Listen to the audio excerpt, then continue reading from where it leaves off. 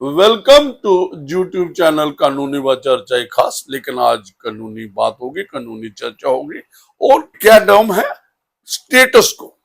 तो आज मैं कन्फाइन करूंगा स्टेटस को का क्या मीनिंग है, और जो हमारे जो लीगल ऑर्डर्स लॉ कोर्ट्स करती हैं, इशू करती हैं, डायरेक्शन देती हैं रिगार्डिंग डिफरेंट मैटर्स में, जहां कोई आप कई बार तो रिट जुरिस्डिक्शन एक्सरसाइज करते हुए, सिविल जुरिस्डिक्शन एक्सरसाइज करते हुए, मोस्टली इनमें ही होता है। स्टेटस को लेटिन वर्ड है, फ्रेज है, इसका मीनिंग है एग्जिस्टिंग स्टेट ऑफ अफेयर्स। जैसी पोजीशन है वैसी रखनी है, एग्जिस्टिंग स्टेट ऑफ थिंग्स। तो जे मीन के स्टेटस को जैसा है वैसा रखना है। तो हम क्या करते थे जब मैं जज था, जहां जे प्रैक्टिसिंग एडवोकेट, जो हमने ऑब्जर्व किया है, जो लॉ कोर्ट्स और सिविल जज जो अपनी एक्सरसाइज करता है सिविल मैटर में, किसी सूट में, किसी जो डिस्प्यूट है सिविल नेचर का और मैटर है सिविल नेचर का और सूट चल रहा है, उसमें क्या रह जाती है? अनक्लियर जी जो स्टेटस को ऑर्डर है मीनिंगलेस हो जाता है। इसको अंडरस्टैंड करना है कि क्या जज सब कहते हैं, क्या डायरेक्शन। तो इसमें कंफ्यूजन, कन्फ्लिक्ट्स, और तो इसकी इंटरप्रेट है। ये आज मैं इस पे स्टेटस को में बात करूंगा कि what you mean by status को। तो ये ऑर्डनरी इसको नहीं लेना चाहिए। जो भी लोग हैं जो हेल्म ऑफ अफेयर्स में जो एक्सेस जुडिशियल या कासी जुडिशियल एक्सरसाइज करते हैं, जो भी अपनी जुरिस्डिक्शन को और अपने अपने तरीके से कोई स्टेटस को ऑर्डर की इंटरप्रिटेशन करे और उसका फायदा ले कोई भी पार्टी जो भी लिटिगेशन में है। तो इसलिए जो भी हमारे सिविल जजेस हैं, जो भी और भी आप कासी जुडिशियल जो जुरिस्डिक्शन एक्सरसाइज करते हैं, जहां कॉन्स्टिट्यूशनल कोर्ट्स हैं, तो इनको चाहिए there should be a clarity कि स्टेटस को ऑर्डर क्या है, क्या डायरेक्शन है कोर्ट्स की, और ये क्लियर टर्म्स में होने चाहिए, इसके क्रिस्टल क्लियर होने चाहिए, ताकि कोई भी पार्टी इसका वो नजायज। तो हमने क्या कहा, लेटेंट टर्म क्या है, फ्रेज क्या है कि in existing state of affairs things are status को। लेकिन मैं कंसर्न हूं जो लॉ कोर्ट्स ऑर्डर करते हैं स्टेटस को रिलेटेड, तो स्टेटस को तो मैं क्या करता था, in are to be on safer side. तो देखिए क्या है, अगर किसी को स्टेटस को ऑर्डर करना है, तो अगर आप स्टेटस को एज टू टाइटल कर देंगे तो कोई ट्रांजैक्शन 52 टीपीए की कोई वायलेशन नहीं होगी। एक बात आ गई, तो टाइटल और स्टेटस को एज टू पोजेशन जे आप रख देंगे साथ में ही। जहां कोई पोजेशन का डिस्प्यूट हो तो कन्फाइन ए ऑर्डर स्टेटस को एज टू पोजेशन। जहां कहीं टाइटल का डिस्प्यूट है, कन्फाइन टू स्टेटस को एज टू टाइटल। जहां कहीं कंस्ट्रक्शन रेज हो रही है, स्ट्रक्चरल चेंजेस कर रही है, जो एग्जिस्टिंग स्टेट ऑफ थिंग्स हैं, जो ऑन स्पॉट हैं, उनको चेंज ना कर जाए को पार्टी, तो फिर क्या करना चाहिए आपको, जे स्टेटस को एग्जिस्टिंग ऑन स्पॉट। और कब?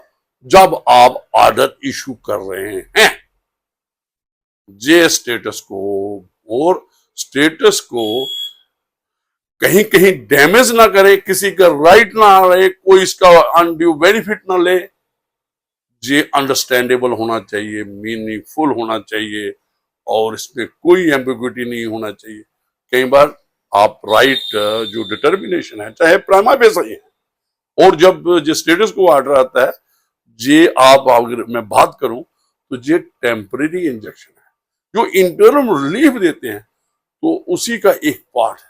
जैसे हमारे ऑर्डर 39 रूल 1-2, ये जो हम एक्सरसाइज करते हैं, किसी भी जो मेन सूट होता है, जो डिफरेंट सिविल मैटर्स होते हैं, सूट्स होते हैं डिफरेंट नेचर के, स्पेसिफिक रिलीफ के नीचे हैं सूट फॉर पोजेशन है, सूट फॉर इंजेक्शन है, परमानेंट प्रोहिबिटेड इंजेक्शन है, जो तो मैंडेटरी इंजेक्शन है, कोई भी है।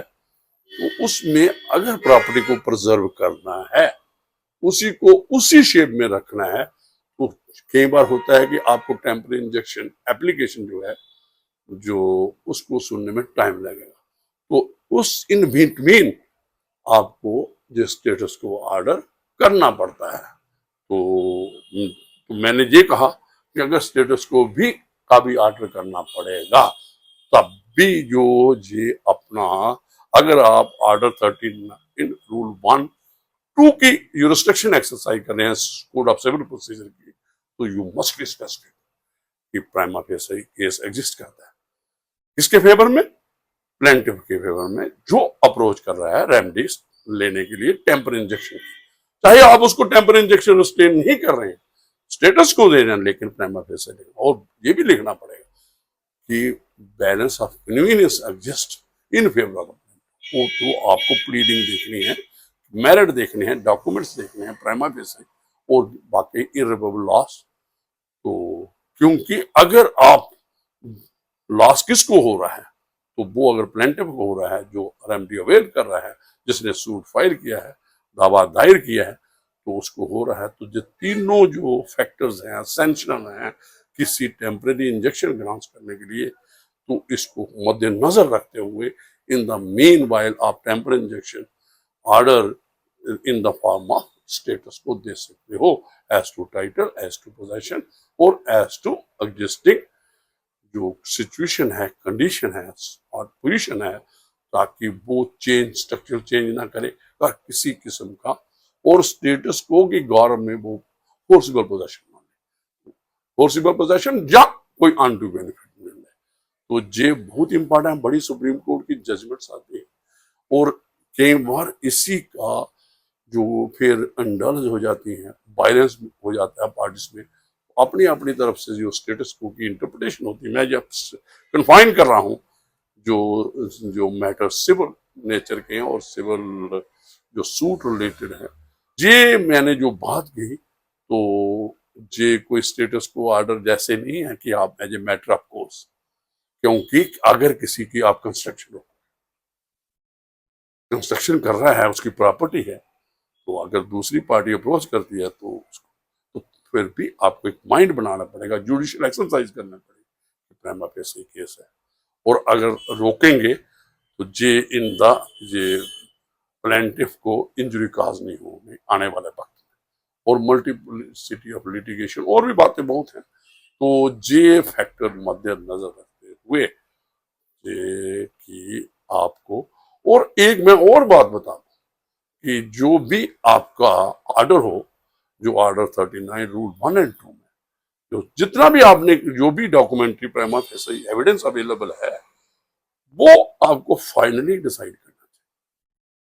और चाहे गलत है सही है, फाइनल ऑर्डर जो है समहाउ उसमें बिल्कुल क्लैरिफिकेशन होनी चाहिए। ये नहीं है कि वो उसमें कोई एम्बिग्विटी रही, कोई पार्टी बेनिफिट रहे, चाहे रॉन्ग है, लॉस है, करेक्शन आपके लिए जो भी फर्स्ट कोर्ट्स हैं, एपलेट कोर्ट है, प्रोविजनल ज्यूरिसडिक्शन है, रीड ज्यूरिसडिक्शन है, सुपरवाइजरी ज्यूरिसडिक्शन है, लेकिन वो कंफ्यूजन में नहीं होना चाहिए, उसमें कोई डाउट नहीं होना चाहिए और क्लियर कट होना चाहिए। कोई ओपन नहीं आप रख सकते। कोई भी ऑर्डर आप इंटर्म भी देते हो, वो उसमें ये, हाँ ठीक है, आप फाइनली रखो, दूसरी पार्टी को भी सुनना है।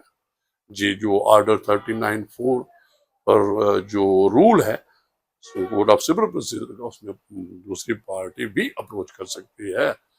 और एक और है कि आपको जो टेम्पर इंजेक्शन देना है, मैं थोड़ा और ऐड कर रहा हूँ, उसमें प्रायर नोटिस होता है जनरली, अगर इमरजेंट नेचर का मैटर है और कोर्ट देखता है, सिविल जज देखता है कि इसको ये जो नोटिस डिस्पेंस विद करना, फिर भी उसको लिखना।